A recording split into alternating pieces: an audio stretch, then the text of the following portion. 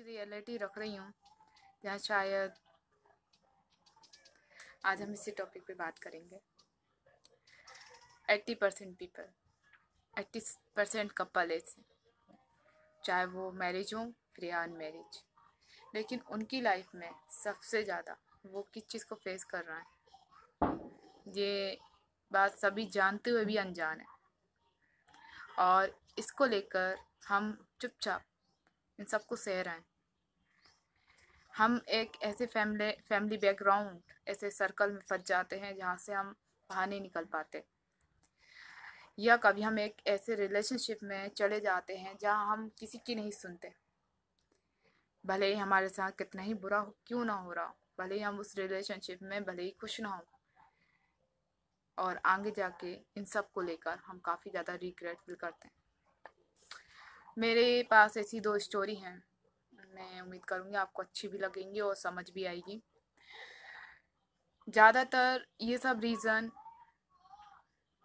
3 वजह होती है इनके रीज़न की। एक तो होता है हमारा ये सोच लेना कि हमें हमारी चॉइस का पार्टनर जो होगा उससे बेटर कोई नहीं हो सकता, और हम उसी से करेंगे अपनी लाइफ पूरी, उसके साथ स्पेंड करेंगे। दूसरा ये रहता है कि हम अपनी फैमिली के प्रेशर में आकर हम ऐसे इंसान को सिलेक्ट कर लेते हैं जो शायद हमें बाद में जाके काफ़ी हार्म पहुंचाता है।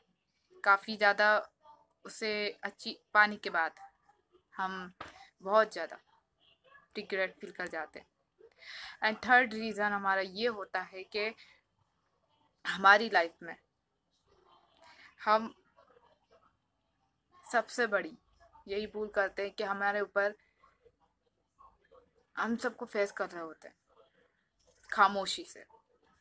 सबसे बड़ी भूल होती है हमारी। एक लेडीज जो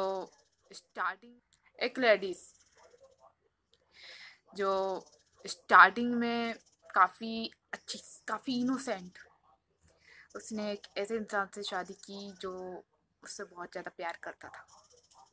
अब वो प्यार था कि उसे पाना था, किसी को नहीं पता। लेकिन उसकी शादी के बाद उसने ठान लिया मैं इससे शादी करूँगी, मैं कुछ भी करके शादी करूँगी। उसने 6 मंथ के अंदर अपने रिलेशनशिप को शादी का नाम देने की जिद ठान ली। एंड देन उसकी शादी हो गई। उसके 1 साल बाद उसके साथ जो चीज़ें सामने आई, इट इज़ अनबिलीवेबल, विश्वास नहीं हो सकता। वो आज भी इन सब के अंदर इतनी बुरी तरह फंस चुकी है कि वो अपनी फैमिली से कंप्लेन नहीं कर सकती। उसे लगता था कि मुझे ये इंसान इतना चाहता है, कोई और नहीं चाह सकता, मुझे इतनी इम्पोर्टेंट कोई नहीं दे सकता।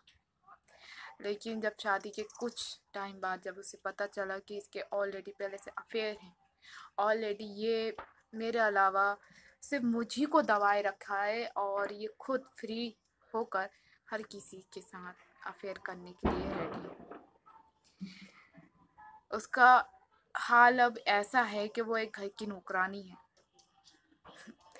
सिर्फ वो, उसका माइंड, उसका हार्ट इतना कंट्रोल कर लिया है कि वो सिर्फ एक कठपुतली रह गई है।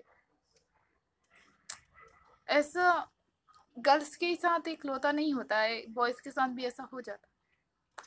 अब मैं एक रिलेशनशिप की बात करती हूँ, वो भी कुछ ऐसा ही है। एक ऐसा रिलेशनशिप जिसमें एक बंदा पूरी बंदी को पूरी तरह हो जाता है।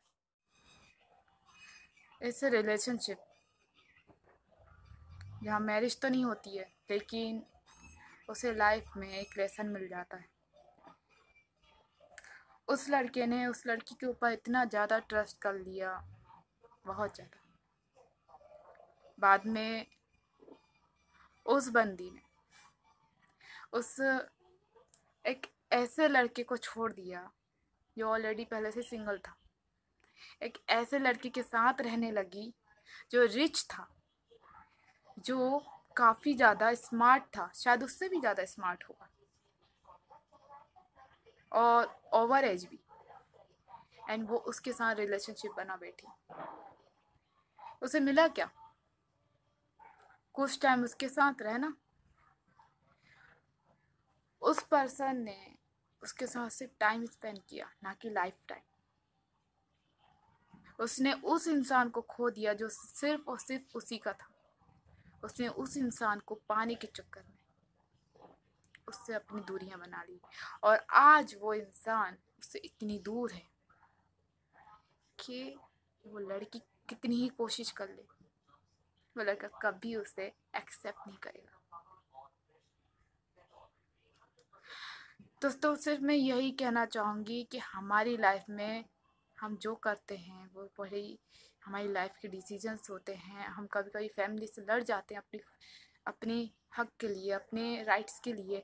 सो ऐसे में हमें जो करना है ना, चाहे फिर वो हमारे लाइफ का कोई भी इम्पोर्टेंट पार्ट क्यों ना हो, इम्पोर्टेंट वर्क क्यों ना हो, पर्सन क्यों ना हो, उसे बहुत सोच समझ के और थोड़ा टाइम देकर उसे एक्सेप्ट करो।